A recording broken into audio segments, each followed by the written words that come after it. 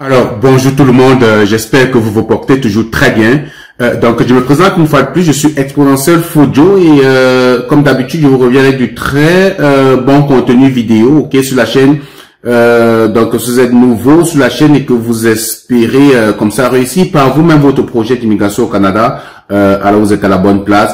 Il suffit de regarder la plupart des vidéos sur la chaîne. Les vidéos sont reparties en playlists. Des playlists, c'est vraiment des regroupements de programmes spécifiques, pour immigrer au Canada. Vous savez, il y en a plusieurs. Ça peut être Entrée Express, ça peut être Arima, ça peut être le programme des candidats des provinces, ça peut être même via le programme études pour ceux qui souhaitent venir étudier au Canada.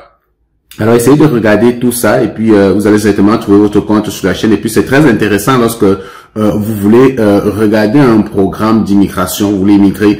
C'est toujours intéressant de regarder les vidéos par playlist, Un playlist, c'est comme un regroupement de vidéos par thématique, en suivant les vidéos dans une playlist du début à la fin, de la première à la dernière vidéo.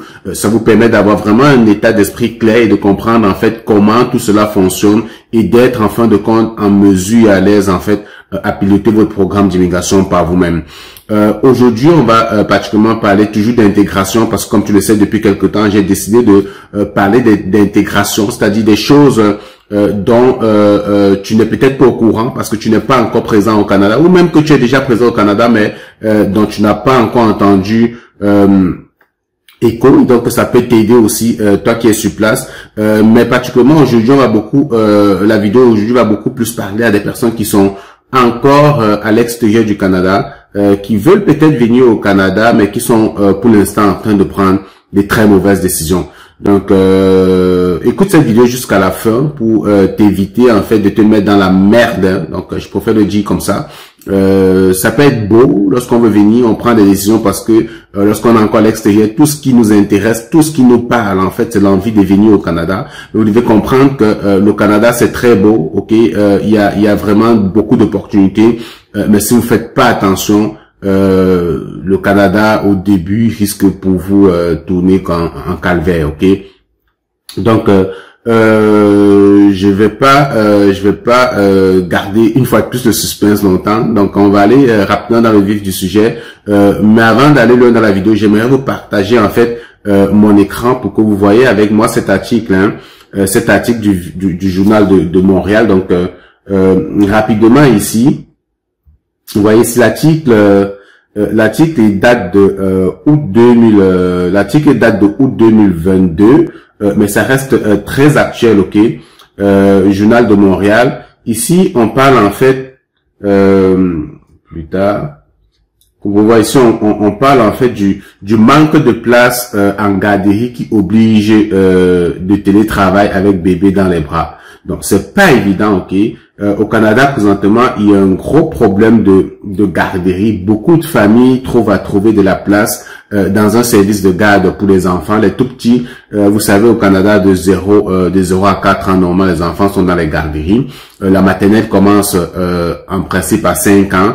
Depuis quelques années, je pense 3 ans au Canada, au Québec, on a ce qu'on appelle des prématernelles, des maternelles 4 ans. Donc à 4 ans, on peut déjà envoyer des enfants à la prématernelle. Sauf que là aussi, c'est très contingenté. Il y a pas toujours la place pour tous les enfants. Il y a des enfants qui ont de place, qui n'ont pas de place parce il faut atteindre des quotas, des effectifs. Et parfois, la priorité est donnée soit aux enfants qui ont déjà un frère ou une sœur qui fréquentent la même école, ou aux enfants qui ont un problème, qui ont des difficultés et dont on va dire comme ça, le gouvernement envisage qu'ils soient suivis de plus près, donc ils auront la priorité dans des écoles, je le dis comme ça, mais c'est pas exactement ça, mais ne prenez pas mot pour mot, mais c'est dans ce sens, donc des enfants qui ont des petits déficits, qui ont besoin d'un suivi, soit de suivre un pédagogue ou un orthophoniste, des trucs comme ça là, donc ces enfants-là seront prioritaires, ou des enfants qui habitent le quartier, qui font l'école du quartier, auront la priorité. Donc, vous voyez, ça fait que vous, peut-être, vous allez arriver, vous n'aurez pas la chance, non seulement que votre enfant ne trouve pas de garderie, mais en plus qu'il n'ait pas la possibilité de faire une maternelle 4 ans. Donc, vous voyez, si on dit le manque de place en garderie pousse encore de nombreux parents au congé forcé ou à télétravailler avec un bébé dans les bras. Croyez-moi, on dit bébé dans les bras, mais c'est pas évident. Vous pouvez pas travailler avec un bébé même à la maison en télétravail, parce que l'enfant est toujours dans vos pattes, pleure, crie, et lorsque vous faites le service à la clientèle, vous devez parler aux gens qui vous appellent, ok, pour solliciter votre aide pour certains services gouvernementaux. Vous ne pouvez pas avoir un bébé dans les bras qui pleure ou qui crie tout le temps. Donc, ce qui veut dire que en fin de compte, ce qui risque vous arriver dans ce cas de situation, c'est vraiment le congé forcé, ok. Donc, des places subventionnées dans les garderies. Donc, vous savez, au Québec, au Québec, c'est ce qui est bien au Québec, c'est que les garderies sont subventionnées. Je pense que juste c'est $8 et je sais pas, c'est 75, ça augmente tout le temps. Bon, je sais pas moi qui m'en occupe de ça, fait que je connais pas trop les montants.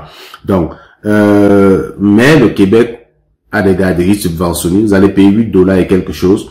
Et il faut avoir la chance de trouver une place dans les garderies subventionnées, parce que si vous n'avez pas la possibilité d'avoir une garderie subventionnée, vous êtes obligé d'envoyer votre enfant dans des garderies privées. Et les garderies privées, généralement, ça coûte dans les 30, 35, 40, $45 de l'heure. Il y a même des garderies privées de $50 de l'heure, $50 la journée. Quand on dit $8 subventionnés, c'est la journée. Sinon, vous allez payer 30, 35, 40, $45 la journée. Ça dépend de ce que vous allez trouver comme garderie. Et là aussi c'est rare, même là c'est pas évident, ok. Donc, alors ici on dit pendant les réunions, s'écoute avec mes écouteurs sans fil. Bon, ça c'est le témoignage de quelqu'un qui parle de son contexte de travail en télétravail avec l'enfant.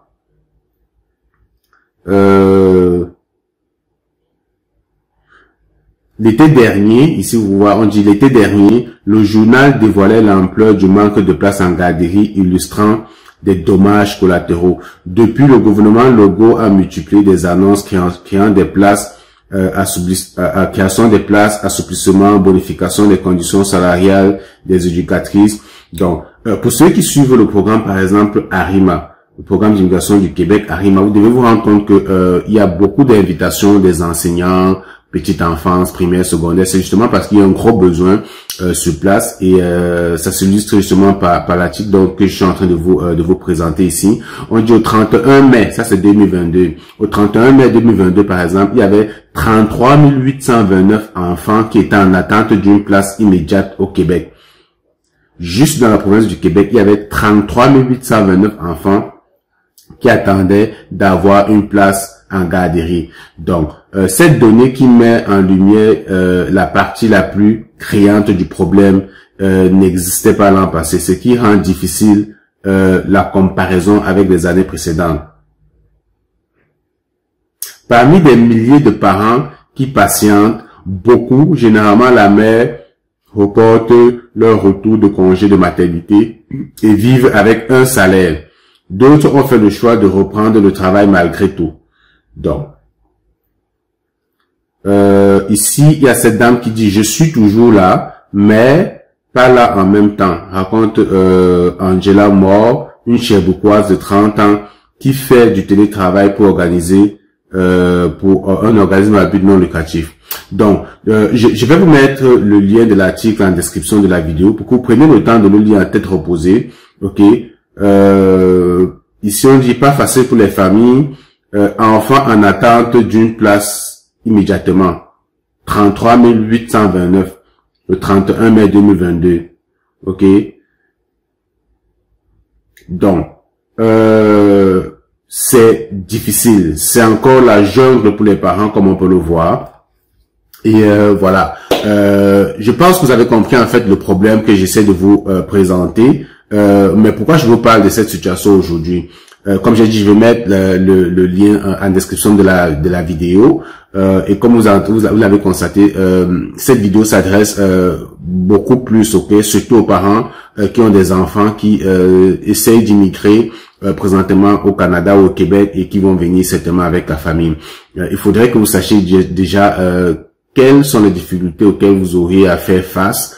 Quels sont les potentiels de solutions qui peuvent s'offrir à vous. Comment pouvez-vous organiser à votre niveau avant de prendre la décision de débarquer au Québec avec toute la famille, sachez qu'il peut y avoir des stratégies, il peut y avoir réflexion à se faire. Réfléchissez-y bien, faites des recherches, ok, ça c'est juste un article que j'ai trouvé comme ça en passant, mais si vous faites des recherches sur Internet, vous allez trouver pas mal d'autres choses. C'est vrai, le gouvernement essaie de travailler fort. Déjà, comme j'ai dit, avec l'immigration, les invitations, le fait qu'on fasse venir beaucoup, sélectionner beaucoup d'enseignants, beaucoup d'éducateurs, éducatrices de la petite enfance, c'est vraiment pour venir répondre à ce problème. Donc, les amis, lorsque vous allez arriver au Canada en tant qu'enseignant, le Québec vous a sélectionné parce que vous aviez démontré, ou bien vous avez démontré que vous étiez enseignant dans votre pays. Donc, il est important que lorsque vous arrivez ici, que vous essayez de respecter cela et d'enseigner, parce qu'on essaie de résoudre un problème social, ok, qui impacte en fait toute comment on dit, tout le circuit économique, on va le dire comme ça, parce qu'il y a beaucoup de personnes qui peuvent pas aller au travail parce qu'ils ont des enfants, parce qu'on manque de gardiens, on manque de garderies, on manque de personnes pour s'en occuper. Voilà pourquoi on fait venir des personnes de partout dans le monde. Voilà pourquoi Arima, ok, essaie d'arrimer son programme d'immigration en fonction des besoins en main d'œuvre. Et donc sélectionne vraiment des profils dont elle a besoin, donc pour parler de la province. Alors maintenant, toi, pourquoi je te parle de ça aujourd'hui? Déjà, c'est parce que récemment, il y a quelqu'un qui m'écrit, vous savez, moi je réponds à beaucoup de questions à l'adresse tutoimmigration@gmail.com, donc tutoimmigration@gmail.com.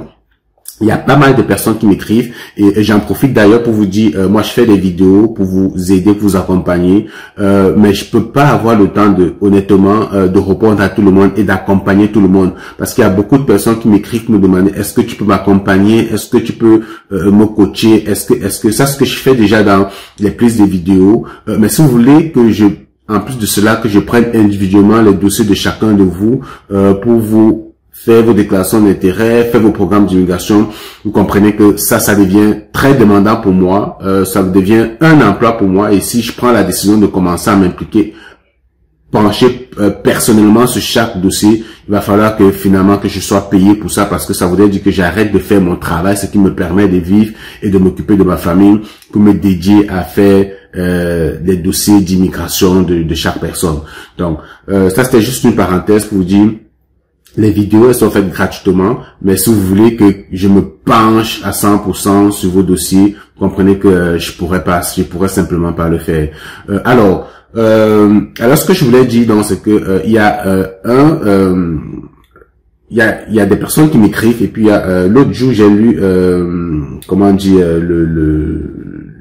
le mail d'un de mes abonnés, ok, de quelqu'un qui me suit, qui me dit il a obtenu un visa visiteur. Pour lui, sa femme aussi a obtenu un visa visiteur et les 3 enfants. Ils ont tous des visas visiteurs. Il me dit qu'ils veulent venir au Québec et leur intention, c'est de rester. Est-ce que je pense qu'il pourra trouver du travail avec sa femme et ils vont pouvoir rester? Ça, c'est un cas. Puis l'autre jour, il y a une dame d'à peu près 36 ans qui m'écrit, qui me dit elle a obtenu un permis d'études. Et dans le cadre de son permis d'études, on lui a donné également la possibilité de venir avec ses enfants. Et donc, elle compte débarquer au Québec avec ses 3 enfants en bas âge, un permis d'études. C'est triste un peu, parce que je me dis, mais qui vous donne souvent ce genre de conseils? Pourquoi vous prenez ce type de décision-là? Qui vous donne la possibilité qui vous donne ce genre d'idée, en fait, de dire vous pouvez débarquer au Canada avec un permis d'études et 3 enfants. C'est vrai, le Québec donne la possibilité aux étudiants, ok, de venir avec leurs enfants, avec leur famille. Et si vous avez un conjoint, ça peut être une bonne idée, parce que votre conjoint va venir avec un permis de travail ouvert. C'est-à-dire que pendant que vous êtes aux études, votre conjoint peut s'occuper peut-être des enfants. Mais la dame, effectivement, me disait que non, elle est seule, elle est maman monoparentale et elle compte venir avec les enfants. Je comprends que l'idée pour vous, c'est juste de venir au Canada. Je comprends, on sait tout ça. Lorsque vous prenez l'option études de venir avec vos enfants, c'est pas tellement parce que vous avez envie de fréquenter, c'est parce que vous essayez de trouver une voie d'entrée au Canada et que vous avez obtenu un permis d'études, pensez que vous pouvez débarquer avec vos enfants. Donc, ça va être très difficile pour vous. Et c'est un peu triste parce que des fois, moi j'ai conseillé cette dame-là, comme je conseille beaucoup de personnes. Des fois, lorsque vous donnez certains conseils, les gens aiment bien écouter ce qu'on va leur dire, ce qu'ils veulent entendre. Quand vous allez à l'encontre de ce qu'elles veulent entendre, des personnes, elles sont juste découragées. Donc, ce qui se passe, c'est que cette dame-là, lorsque je lui ai parlé, ok, elle avait l'air de genre, non, elle sait ce qu'elle fait, elle a longuement réfléchi, elle a longuement mûri la question, c'est une décision longuement réfléchie. Mais avec ce que je vous ai présenté déjà l'extrait du journal de Montréal, ok, vous comprenez que ce n'est pas évident.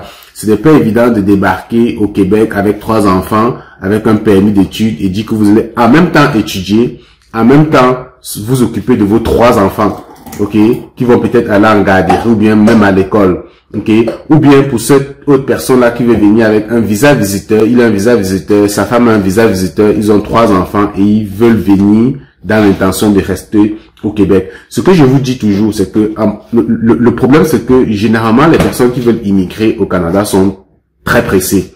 Ok, on essaie toujours de choisir des raccourcis. Je comprends qu'on veut rapidement partir.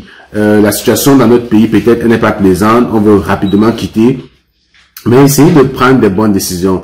Ce qui est curieux, c'est que des fois, c'est des personnes qui ont des très bons profils, qui peuvent suivre un programme d'immigration, mais qui essaient simplement de prendre des raccourcis. Des fois, ils vont dire, oh non, Arima, c'est trop long, je préfère faire un trait express parce que Arima, c'est trop long. Des excuses farfelues comme ça, là, où, je sais pas pourquoi les gens sont souvent pressés. Et des fois, vous allez entendre, ils ont, pour obtenir ce visa visiteur-là pour toute la famille, des fois, ils ont déboursé au moins 7-8 millions de francs CFA. C'est énorme. C'est énorme pour un visa visiteur, pour venir en aventure comme ça avec toute sa famille. Ce que vous devez comprendre déjà, c'est que il y a ce problème de garderie auquel vous allez absolument et rapidement faire face dès que vous allez arriver. Dès que vous allez pointer votre nez au Québec.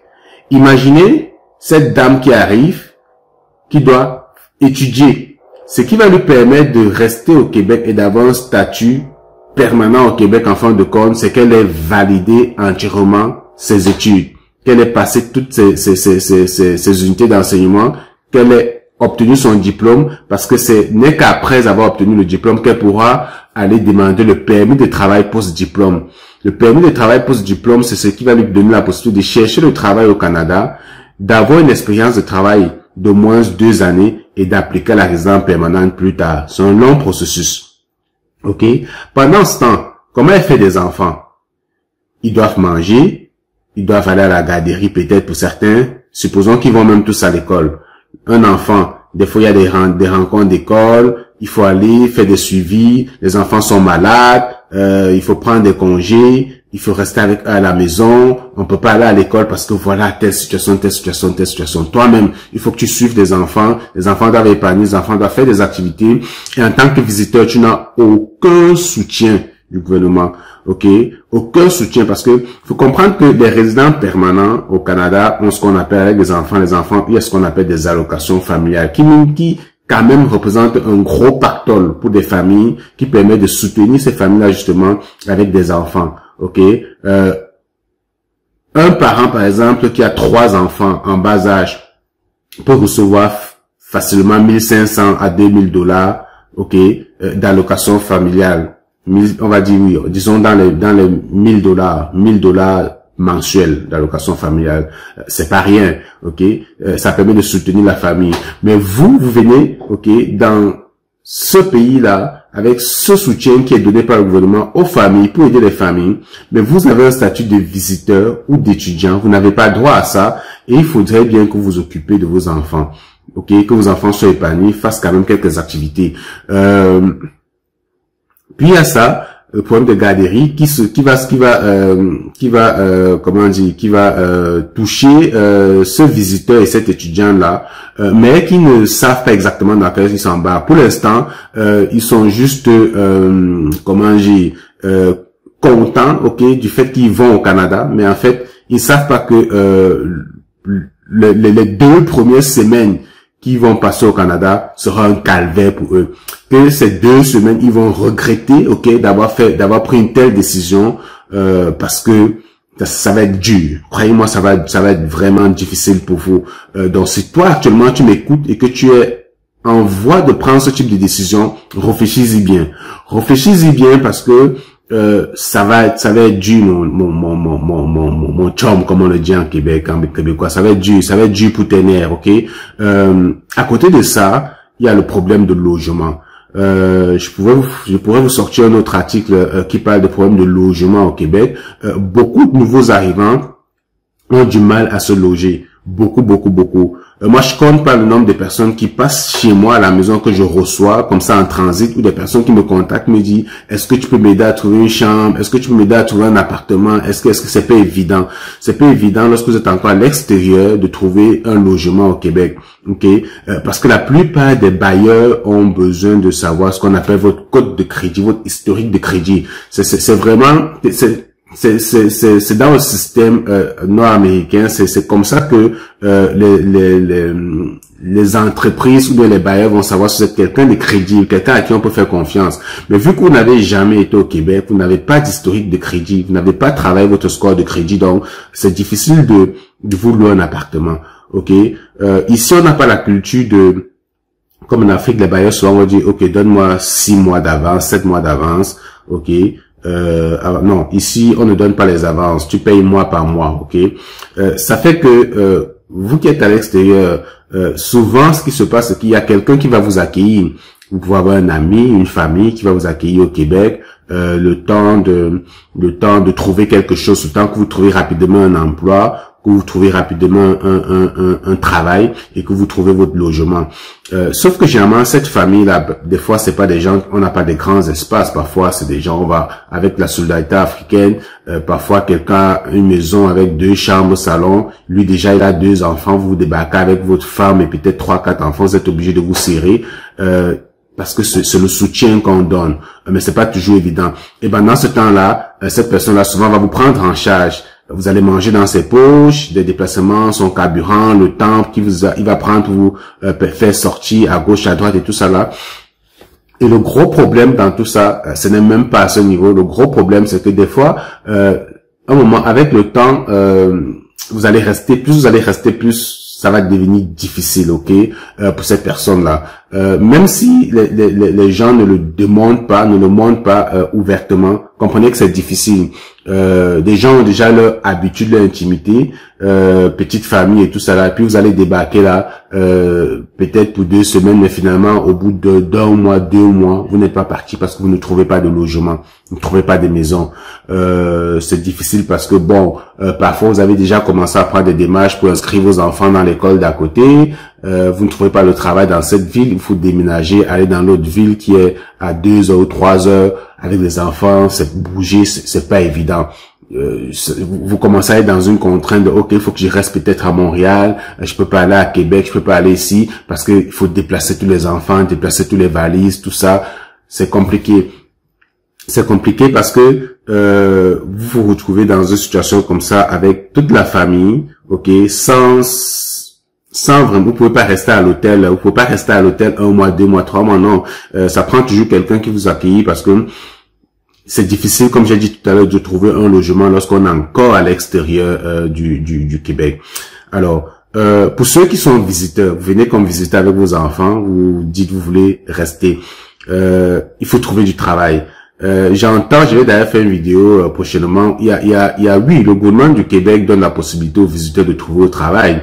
J'entends cette propagande-là beaucoup dans des vidéos et en Afrique, beaucoup de gens qui de plus en plus disent on va venir comme visiteur. En tant que visiteur, on a le droit de travailler au Canada. C'est très beau les amis, mais la réalité sur place c'est tout autre chose. Ok, le gouvernement a mis ses lois, donne la possibilité aux visiteurs de trouver le travail au Québec, mais ça reste que c'est des employeurs qui prennent la décision de vous recruter ou pas. Ok, et ce qui est difficile dans ce cas de figure là, c'est que on ne vous dit pas le fait d'avoir un visa visiteur, c'est pas ça qui vous donne le droit de travailler. C'est pas parce que vous avez un visa visiteur que tout de suite vous allez arriver et commencer à chercher le travail et travailler. Il faut que vous ayez un permis de travail. C'est le permis de travail sur le territoire qui va vous donner le droit de travailler.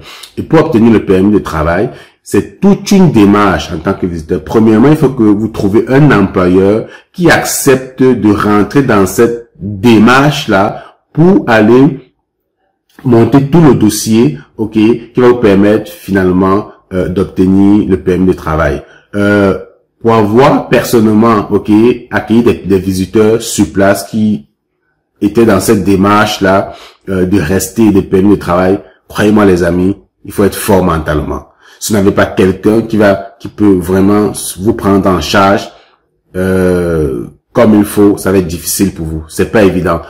Chaque programme d'immigration, projet d'immigration a son ADN.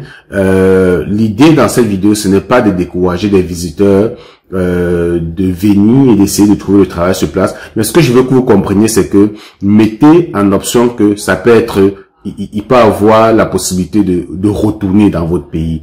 C'est pas certain qu'au bout de 6 mois vous aurez un travail. C'est pas certain. Ok. Est-ce que ça vaut la peine de payer 4 millions, 5 millions, 6 millions, 7 millions pour un permis visa visiteur pour venir parce que vous pensez que vous avez absolument trouvé du travail et qu'en fin de compte vous constatez que non, ce n'est pas possible. Avec des jeunes enfants qui ne peuvent pas être scolarisés, qui ne peuvent pas avoir de place à la garderie, qui finalement c'est-à-dire que vous avez pris un projet pour la famille, mais finalement vous vous rendez compte que vous arrivez, vous êtes à la maison, vous ne pouvez pas sortir. Vous pouvez pas sortir, pourquoi? Parce que il faut quelqu'un pour s'occuper des enfants. Il faut bien quelqu'un qui va rester à la maison pour s'occuper des enfants. Ok? Les enfants n'ont pas de garderie. Qu'est-ce que vous faites? Vous êtes venu étudier, mais les enfants n'ont pas de garderie. Comment vous gérez ça? Comment vous gérez? Il faut bien quelqu'un qui va s'occuper des enfants. Alors, j'entends des personnes qui disent non, j'ai des amis, je vais aller laisser les enfants. Oh my God. Vous savez pas dans quoi vous embarquez, les amis. Moi, je peux pas, moi, même si je travaille à la maison, je fais du télétravail, je peux te dépanner une fois en passant de garder tes enfants, mais tu pourras pas venir laisser tes enfants chez moi tous les matins pour aller travailler toi. Non, ça marche pas. Ok, c'est compliqué. En fait, ce qui se passe, c'est que c'est compliqué. C'est pas comme au pays où tu peux dire je vais laisser mon enfant à la voisine, puis je vais aller faire mes affaires, je vais revenir. Non, ça se passe pas comme ça. Il faut que tu intègres ça dans ta prise de décision. Que tu intègres, ça peut être difficile de trouver le logement. Que tu vas pas rester chez ton ami longtemps, ou bien chez ta soeur, ou bien chez ta cousine longtemps. Que ton conjoint, même si c'est ça, qu'à un moment donné ça crée des frustrations, ça peut créer des problèmes. Vous pouvez rester chez quelqu'un 1 semaine, 2 semaines, mais quand ça devient très long, il commence à avoir du mépris, du manque de respect et plein de choses qui s'engendrent là-dedans, ok? On commence à avoir de la colère inutilement. C'est les enfants de l'autre qui commencent à avoir des chicanes avec les autres enfants. C'est l'autre qui commence à voir que finalement ta belle-sœur là était pas si gentille qu'on pensait, qu'on croyait. Voilà ce qu'elle nous fait, elle nous fait ci, elle nous fait ça. Ça commence à créer des petits problèmes. Donc prenez en compte tout ça. Prenez en compte le fait que l'intégration au départ peut être difficile. Trouver les garderies peut être difficile. Trouver une maison peut être difficile au début. Il faut que vous travaillez. Vous ne pouvez pas sortir, aller au travail et sans avoir quelqu'un qui va s'occuper de vos enfants. Vous n'avez pas systématiquement le droit de travailler avec un visa visiteur. Ça vous demande de trouver un employeur qui accepte de vous recruter et qui accepte de faire des démarches d'immigration pour aller vous délivrer le permis de travail qui finalement est le document qui vous permet de travailler. Vous devez comprendre qu'il y a beaucoup d'employeurs au Québec. Aussitôt que vous dites que vous n'avez pas de permis de travail, ne veut plus rien entendre de vous, ne veut rien continuer. Peu importe que vous lui disiez que le gouvernement a mis sur pied un système qui donne la possibilité aux visiteurs de travailler et que vous pouvez trouver un avocat qui va vous accompagner ou bien l'accompagner dans ce sens-là. Dès l'instant où vous n'avez pas le permis de travail, il n'a pas le temps à perdre avec vous, il passe au suivant. Donc, c'est bien d'intégrer tout ça et moi, comme j'ai dit, le conseil que je vous dis, c'est de bien réfléchir et honnêtement, si moi je devais immigrer aujourd'hui avec des jeunes enfants et une conjointe, si j'ai un parent qui peut s'occuper, garder des enfants pendant que ma conjointe et moi on s'avance au Québec, préparer le terrain, ou alors l'époux peut venir tout seul, laisser madame et les enfants au pays, venir tout seul, préparer le terrain, moi j'opterais mieux pour cette façon-là, ok? Parce que je vois de plus en plus, c'est pas évident. Moi je préfère que vous laissez les enfants. Vous veniez tous les deux avec votre visa visiteur, vous essayez de vous débrouiller, de trouver quelque chose sur place avant d'embarquer les enfants dans ça. Ou que monsieur vient tout seul, laisse madame à les enfants s'il y a personne pour s'occuper des enfants. Ou bien si vous avez quelqu'un de confiance comme votre mère, une sœur qui peut vraiment vous donner ce coup de main là. Venez à deux. Batailler, parce qu'à deux adultes c'est plus facile. Vous pouvez facilement louer une chambre et rester là-dedans, ok? Vous débrouillez, essayez de trouver quelque chose. Mais lorsqu'il y a déjà les enfants là-dedans, c'est pas évident de trouver un logement avec des enfants. Il y a des logements qui n'acceptent pas des enfants parce que les enfants ça court, ça bouge. Quand il y a certaines personnes dans les immeubles, ça crée des problèmes, ça crée des frustrations, c'est stressant, ok?